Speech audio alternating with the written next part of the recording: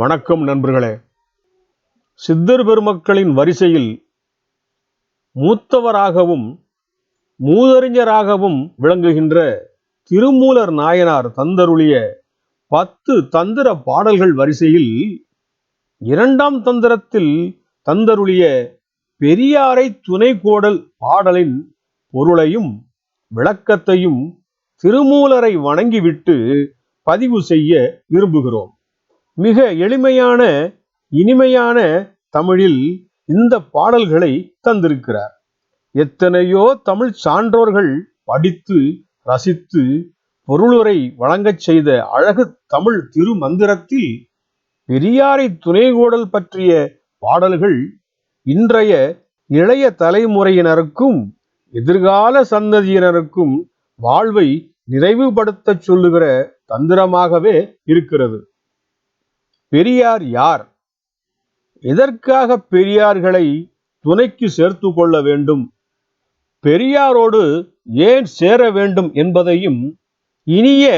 உவமையோடு எளிமையான உட்கருத்தோடும் சொல்லப்பட்டிருக்கிற திருமூலர் நாயனார் தந்தருளிய 2ஆம் தந்திரத்தில் சொல்லப்பட்ட பாடலை பார்த்து வரலாமா? ஓடவல்லார் தமரோடு நடாவுவன். ஓடவல்லார் தமரோடு நடாவுவன். ஓடவல்லார் என்பதை ஓதவல்லார் என்று பொருள் எடுத்துக்கொண்டால் இறைவனின் பெயரை எப்போதும் உச்சரித்துக் கொண்டே இருப்பவர்கள், உரைத்து கொண்டே இருப்பவர்களோடு இறைவனானவன் கூடவே இருப்பான் என்றும் கூடவே வருவான் என்றும், ஓடவல்லார் என்பதற்கு கோயில் கோயிலாக இறைவனை காண்பதற்காக ஆவலாய் ஓடுகின்ற எளிய மக்களின் பக்தி கலந்த அன்பிற்கு எப்போதும் இறைவன் கூடவே நடந்து வருவான் என்றும் சொல்கிறார். பாடலில், இசையில், இனிமையான பேச்சில் வல்லவர்களோடு அவர்கள் தருகின்ற இசையாக, இசை மொழியாகவே இறைவன் வாழ்ந்து வருகின்றான் என்றும், ரேடவல்லார் கருள், இறைவன் எங்கே இருக்கிறான் என்ற கேள்வியோடும் அன்போடும் ஆவலோடும் காணும் இடங்களிலெல்லாம் இறைவனை தேடிக்கொண்டிருப்பவர்களுக்கும் இறைவன் ஒருவனே என்று எந்த உறவும் எந்த சொந்தங்களும் பணமும் ஆள்பலமும் இல்லாத யாருமே உதவாத நிலையில் வாடுகின்ற போது இறைவனே காப்பாற்று, இறைவன் மட்டுமே தம்மை காப்பாற்றுவான் என்று முழு நம்பிக்கையோடு தன் தலையின் மேல் கையை உயர்த்தி வணங்கி நிற்கின்ற ஏழை மக்களின் துயர்களை துடைத்தருகின்ற இறைவனை தமது உயிராகவே கருதி வணங்கி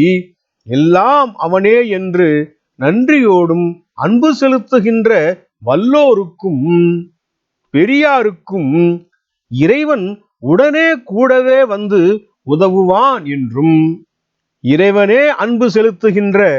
இறைவனோடும் பக்தியோடும் அன்பார்ந்த பெரியவர்களோடும் அவர்கள் சொன்ன நல்ல அறிவுரையையும் கருத்தையும் துணையாக எடுத்துக்கொள்ள வேண்டும் என்றும், அப்படிப்பட்ட பெரிய உள்ளங்களை கொண்ட அடியவர்களோடு சேர்ந்து விட வேண்டும் என்றும் சொல்லிவிட்டு, தாமிடர்பட்டு தளிர்போற்றயங்கினும், இடர்பட்டு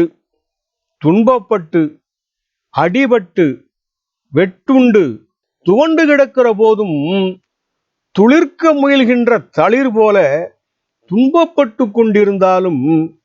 மாமனத்தங்கே, மனதிற்குள்ளே இறைவன் மேல் அன்பு வைப்பதை மறந்துவிட்ட போதும்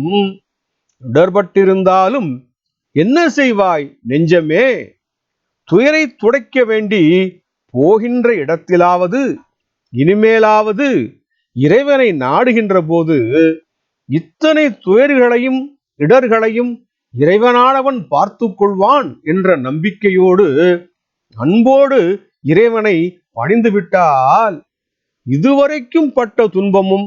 வேதனைகளும் துயரமெல்லாம் துடைத்தெறியப்படும் போது கண்ணால் காணுகின்ற இடங்களிலெல்லாம் இறைவனை நினைத்த நொடியிலேயே இறைவனை காணத்தான் போகிறாய் மனமே என்று சொல்லிவிட்டு அறிவார் அமரர் தலைவனை நாடி, எவரை எப்படிப்பட்டவரை நாடி செல்ல வேண்டும் என்று அறிவுடையோருக்கு மட்டுமே தெரியும். கூட்டமாக சென்று இவர் இன்ன சாதிக்காரர், இவர் இன்ன மதத்துக்காரர், பெரிய பணக்காரர், நிலமும் பொன்னும் பொருளும் மிகுதியாக வைத்திருப்பவர்கள், மிகவும் கவர்ச்சியானவர்கள், கவர்ச்சியாக பேசக்கூடியவர்கள், அழகானவர்கள், சிவப்பானவர்கள் என்ற சில குறுகலான தரத்தை மட்டுமே வைத்துக் கொண்டிருப்பவர்களை அறிவுடையோர்கள் அறிந்து அடையாளம் கண்டு விலகி நின்று விடுவார்கள் என்றும், அறிவுடைய சான்றோர்கள் அன்பு கொண்டவர்களையும் ஒழுக்கத்தோடும் உயர்வான எண்ணத்தோடும் மனிதம் என்கிற நேயத்தை உயர்வாக கொண்டவர்களோடும் இல்லாது பிறந்த ஏழைகளுக்கெல்லாம் மாறாத அன்பு கொள்கின்ற இறைவன் ஒருவனைத் தவிர வேறு அமரர்கள் இங்கே இல்லை என்பதை அறிந்து கொண்டு அந்த அமரனான இறைவனையே நாடி செல்வார்கள் என்றும், அப்படி நாடி செல்லுகிற போது அன்பு என்கிற அமைதி என்கிற சிவத்தை அன்பின் தத்துவத்தோடு உணர்ந்து கொள்ளும் போது பகுத்தறிவின் துணையோடும் இறைவனை அறிந்து கொண்டு இறைவனின் அருள் கிடைக்கச் செய்கின்ற பெரியவர்களுடன் பெரியாருடன் சேருவது பேரின்பமானது என்று சொல்லிவிட்டு தார்சடை யான்றன் ரமரா உலகினிர், தார்சடை என்பதற்கு வாழைத்தார் போல சீரான வரிசையில் அழகாக வடிவான சடையை கொண்ட இறைவன் என்று பொருள் எடுத்துக்கொண்டாலும் சரி, அண்ட பேரண்டங்களையும் வரிசையாக சுற்றி சுழலுகின்ற கோள்களையும் தன் சடைக்குள் அடக்கி ஆளுகின்ற இறைவன் என்று கருத்தில் கொண்டாலும் சரிதான். அந்த இறைவனை தலைவனாக கொண்ட அமரமான உலகத்தில் போர் புகழா விந்தை, எதிர்க்கின்ற பேர்களே இல்லாத புகழுக்கு சொந்தக்காரனான எல்லாம் வல்ல இறைவனின் பொற்பாதங்களை சரணாகதி அடைந்தவர்களோடும், அதாவது இறைவனை தலைவனாக கொண்ட அமரர்கள் குழுமி இருக்கிற சேர்ந்திருக்கிற அறிவுலகத்தில் இறைவனை தேடிச் சென்று இறைவன் மேல் அன்பையும் நம்பிக்கையையும் அவனின் பொற்பாதங்களில் வைத்து அவனோடு சேர்ந்து விட்டவர்களையும் வாயடையா உள்ளம் தேர்வார் கருள் செய்யும், என்றுமே அடைக்காத அன்பான வாசல் கொண்ட அருள்மழை பொழிகின்ற இறைவனை தேர்ந்தெடுத்தவர்களின் அன்பான பண்பான பகுத்தறிவான இறையன்போடு வாழ்கின்ற பெரியவர்களுடன் சேருவதே சிறந்த நெறியாகும் என்று சொல்லிவிட்டு உடையா நடியார் அடியார் உடன் போய், அன்புடையவன், அருளுடையவன், கருணையுடையவன், பேரறிவாளனான இறைவனின் அடியார்களுடன் கூட்டமாக போய் பொன்மேனியனின் அருள் உருவை ஒளிமுகத்தை தரிசிக்க வேண்டி கோயிலுக்குள் சென்றபோதும் கூட்டத்தில் கடைசியாக நின்று இறைவனின் அருள்முகம் கிடைக்காதா, காண முடியாதா, காண்பதற்கு கிடைக்குமோ என்று ஏங்கி நின்று கொண்டு வணங்குபவர்களுக்கு இன்னும் கொஞ்ச தூரம்தான் என்று சொல்லும் பொருட்டு இறைவனின் நாமத்தை உறக்க சொல்லி சொல்லி உற்சாகப்படுத்தி இறைவனை காண்பதற்கு காத்திருக்கின்ற காலத்திலும்